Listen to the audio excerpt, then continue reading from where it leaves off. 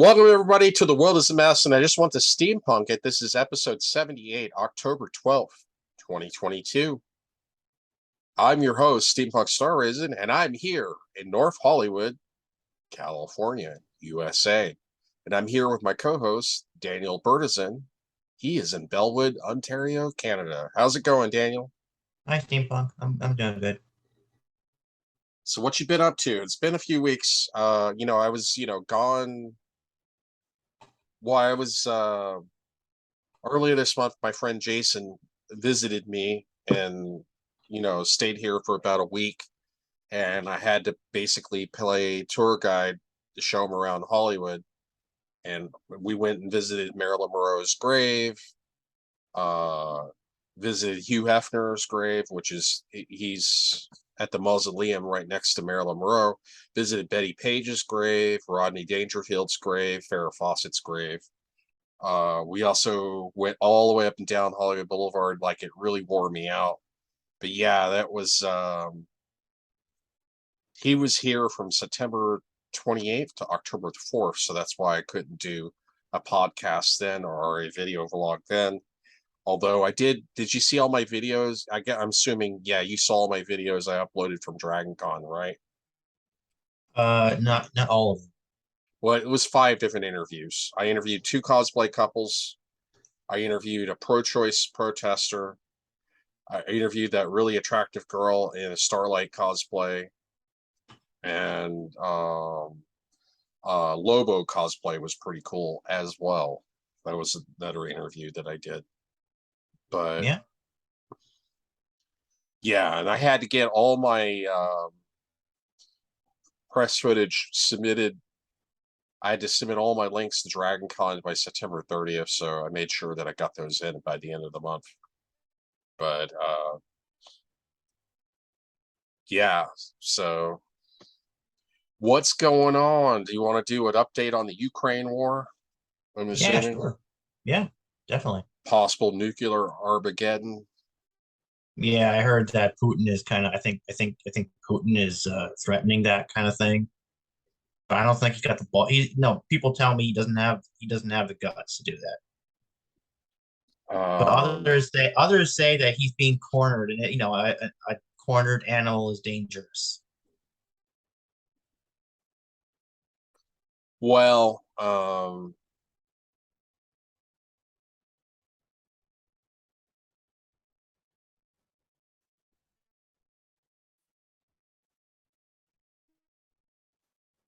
I wouldn't take any of that for granted. You can't really predict when it comes to crazy stuff. But let me share my screen here.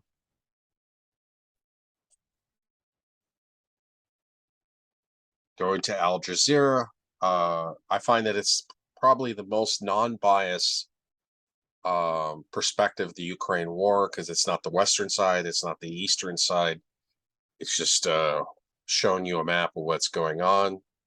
You can see this map is updated live. This is day 231 of the Ukraine war, October Mhm. 12th, 2022, 10 o'clock Greenwich Mean Time.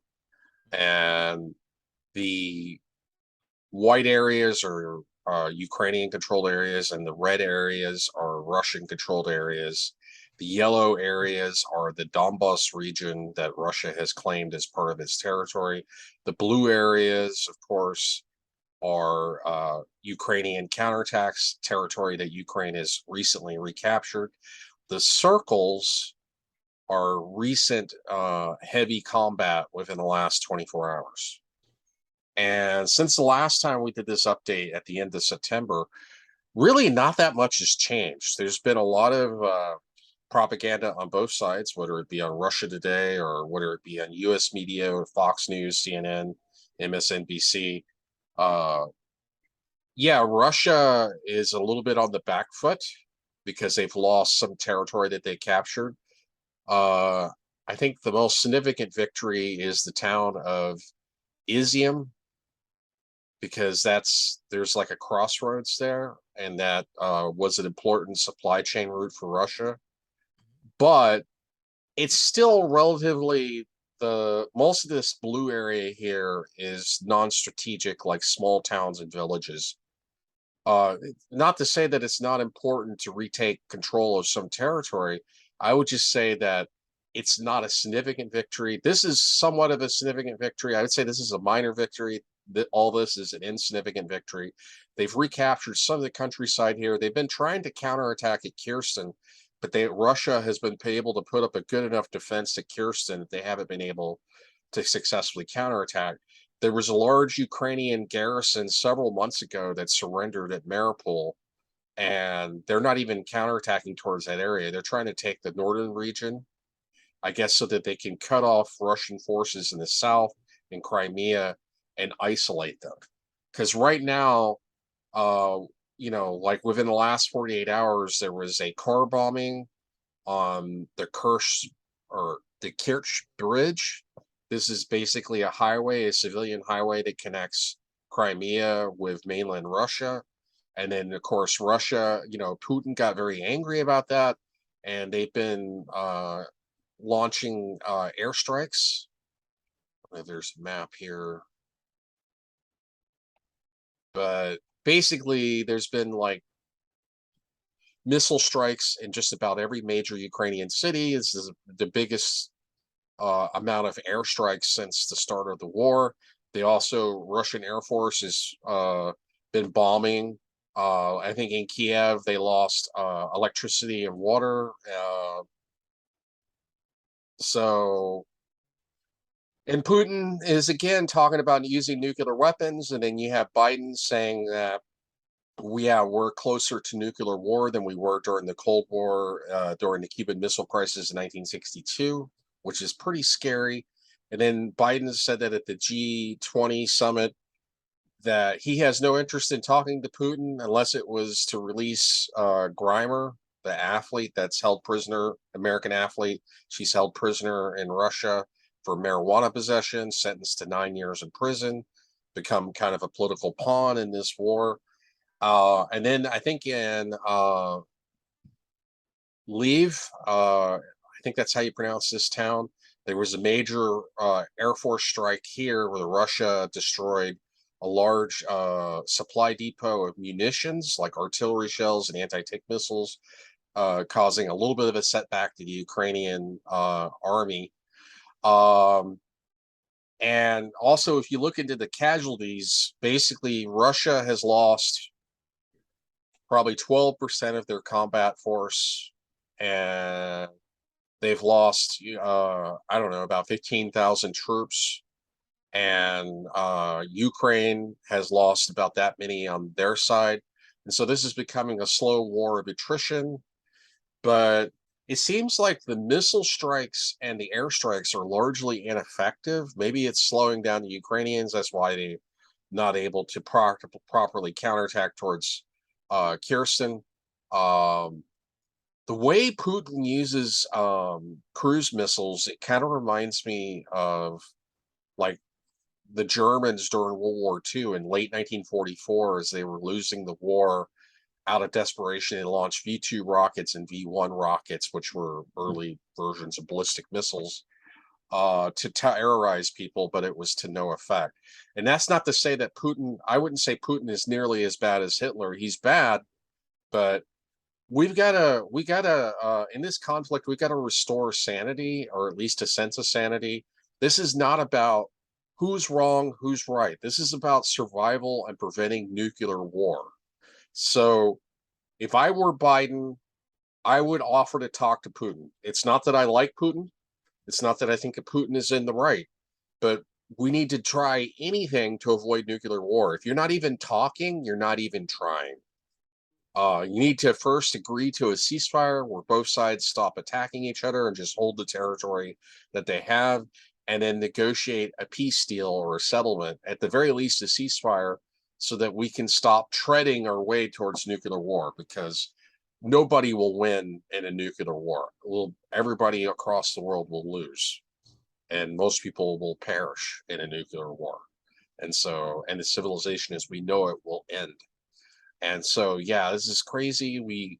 we need to stop letting this slide out of control, and both sides need, both the Western side and the Eastern side needs to simmer down their talk of nuclear conflict and the use of tactical nukes. I don't like how like CNN and Fox News and NBC are all casually talking about, well, if Putin uses tactical nukes, it might get China to turn against Russia because China is an ally of Russia, and because they still trade and they're still on the Chinese Union Pay banking system.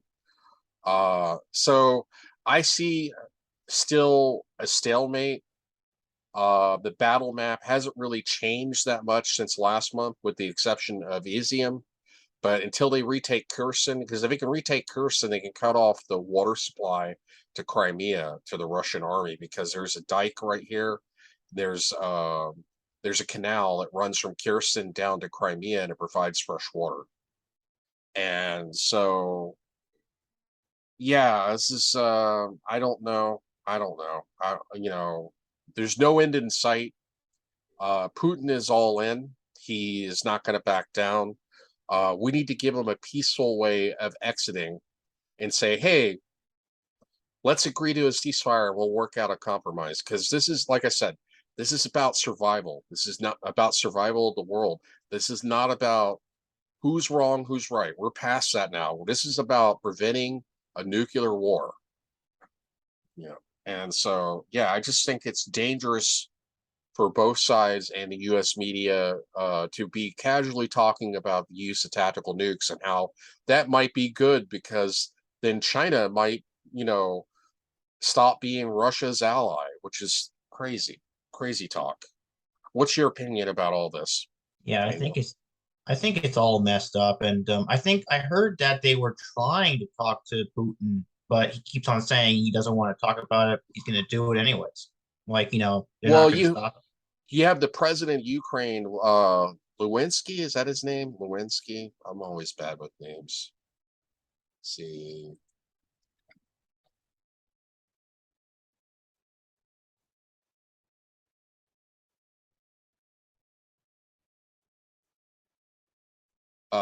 Zelensky. Sorry, I misspoke. I said Lewinsky. It's Zelensky.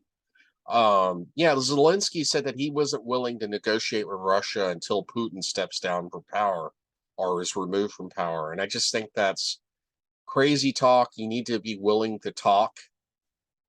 Like I said, we're beyond who right and wrong.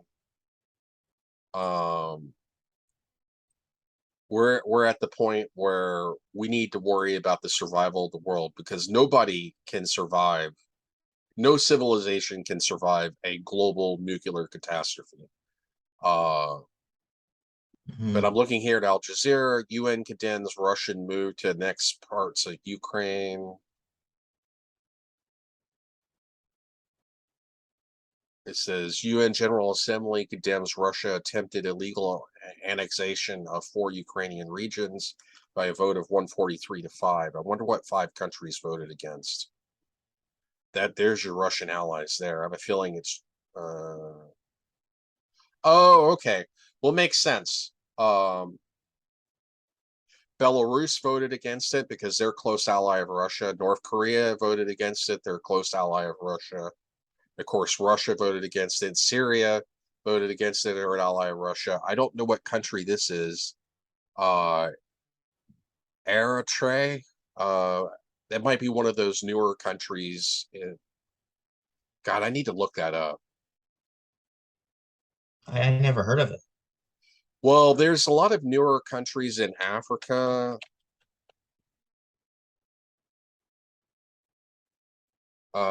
Because okay, it used to be part of Somalia. Okay. Uh, Eritrea or Eritrea.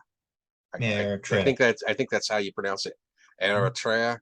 Yeah, it is a country in the Horn of Africa, Eastern Africa. It's the capital and the largest city, Asmara. Is bordered by Ethiopia in the south, Sudan in the west, and Djibouti. I am really bad with foreign names. Forgive me for butchering it. I meant just no disrespect. But yeah, so apparently Russia has an ally in East Africa as well because they voted with Russia against condemning that, but the majority did. Let's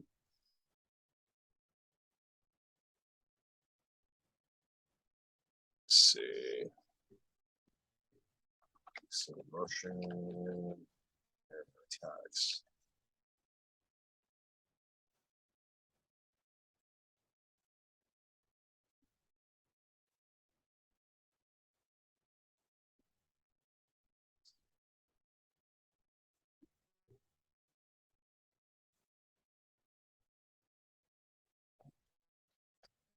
I'm looking for a map. I need something that's easy to illustrate in this video. October 2022.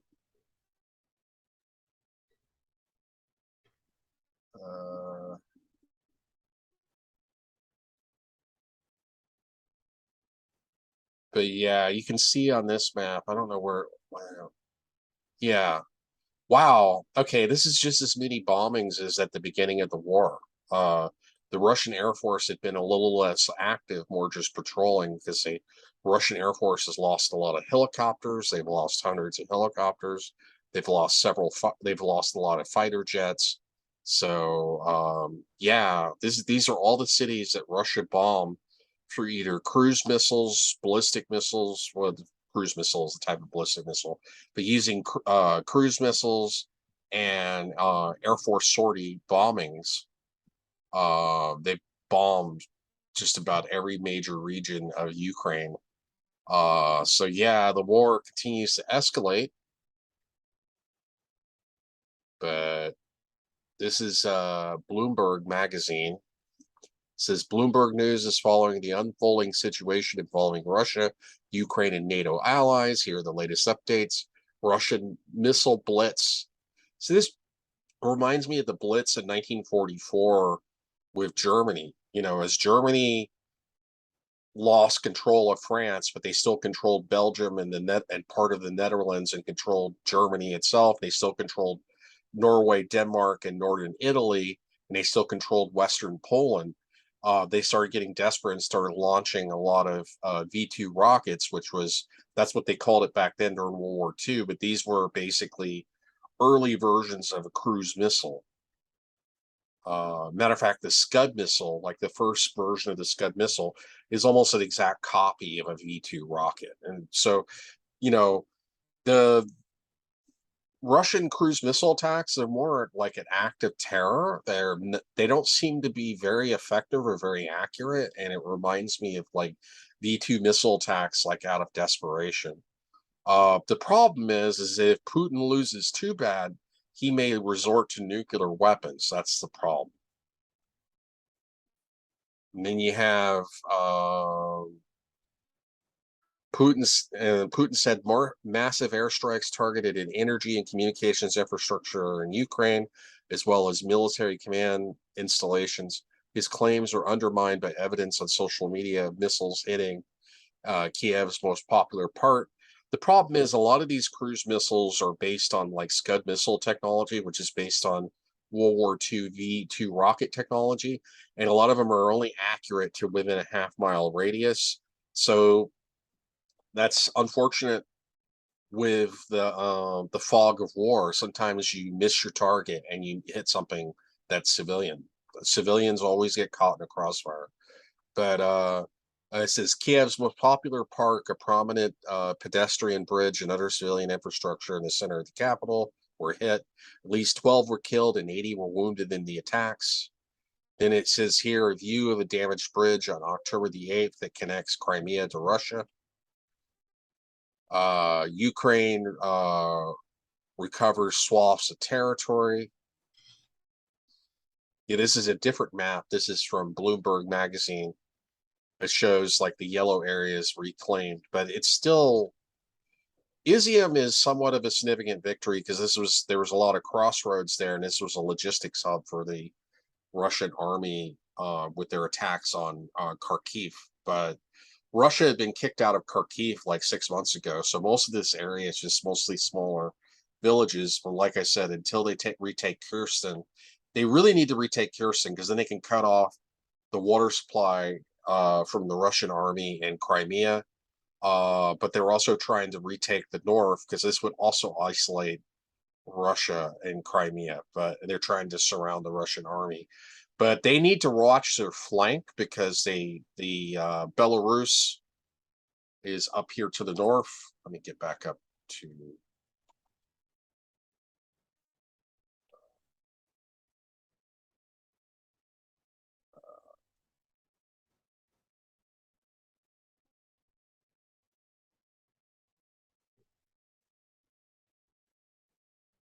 But yeah, you got Belarus up here to the north. Now, Belarus has a very small army. They only have about 40,000 troops, and they don't really have the logistics necessary to actually invade. They've been kind of a passive ally of Russia, but they've allowed Russia to fire missiles from Belarus, and they've allowed Russia to move troops through there.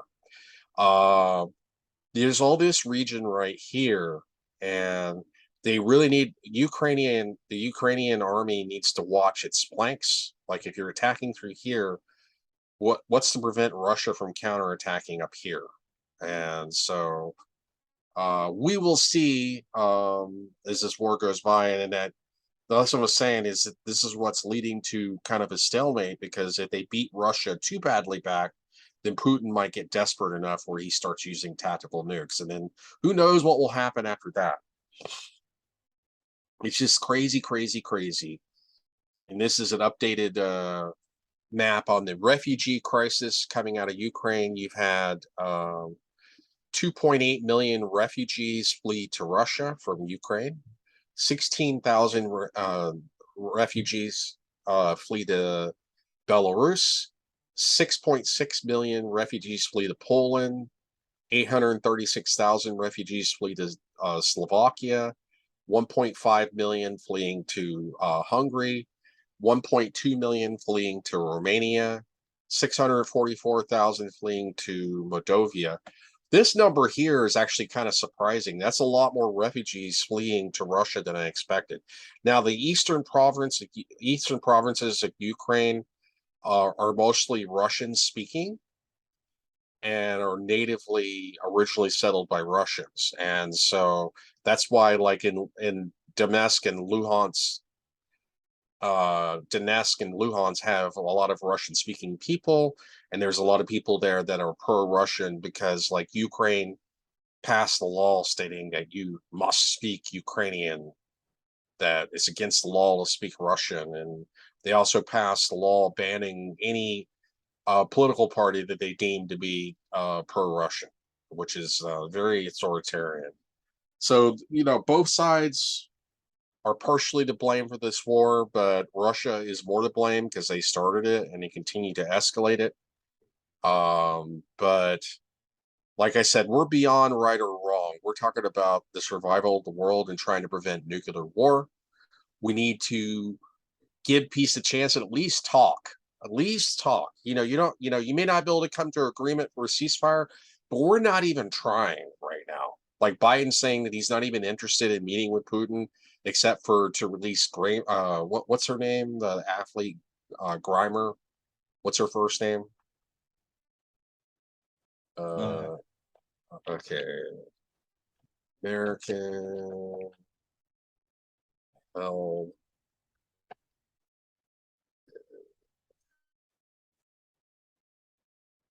Brittany Grimer. I wanted to get her name correct. But yeah, CNN exclusive. Biden administration offers convicted Russian arms dealer in exchange for Grimer.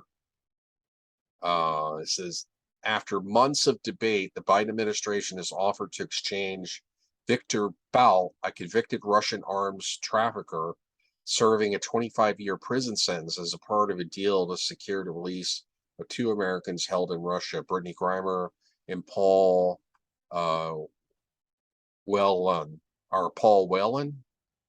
I don't even know who that is. According to people briefed on the matter.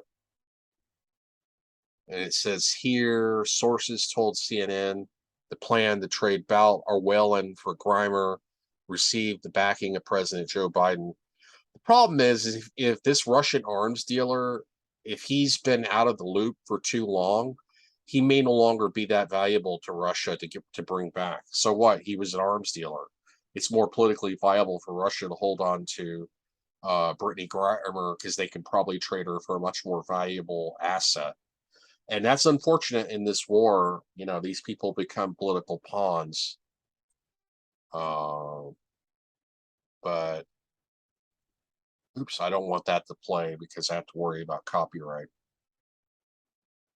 Anyway, we got about 4 minutes left. So any other thoughts you have about the Ukrainian conflict? We've covered it pretty much in depth. Almost this entire podcast this time around, we have covered the Ukrainian war because it's gotten so serious and it's starting to escalate. So, and I feel like we're not properly focusing on, hey, we're slowly creeping our way into World War III and nuclear war. And that's very scary and that's very dangerous for all of us worldwide. What's your opinion on that? Any It's thoughts? crazy. It's crazy. Like, it's stupid. Like one person has a temper tantrum and he causes a war that kills so many people on all sides. And other people have temper tantrums and they get arrested. And that's Yeah, but just those stupid. people don't have power and they don't have access to nuclear weapons. That's the difference. I mean, oh yeah, but that no, this is sick. This is beyond unfair. This is sick. And this world is just pure sick. I mean, oh, it's crazy. Well, you know, if we have a nuclear war, I'm looking forward to flying because if we have a nuclear war, I will gain the superpower and the ability to fly. You know Yeah, but how? yeah, yeah. Because as the mushroom clouds come down, my body will vaporize into ash, and then my ash can get sucked up into the upper atmosphere, and I will fly. And it won't Yeah, require but you won't and be. I'll be light as a feather, and I won't have any care in the world because I will have lost the ability to think. Mm. Sorry, that's my black, dark sense of humor. I mean, I'm hoping that Biden thinks about. No, okay. Oh, first of all, I gotta say, can you imagine? Just think about it if Trump becomes president in 2024. Imagine how he's going to escalate matters. I don't know if Trump becomes president in 2024. That's going to destroy democracy. They need to prevent him from running from office because he's committed so many financial crimes. He tried to do a coup against Biden. He tried to overthrow democracy in the United States. Trump is a fascist. There's no dancing around it.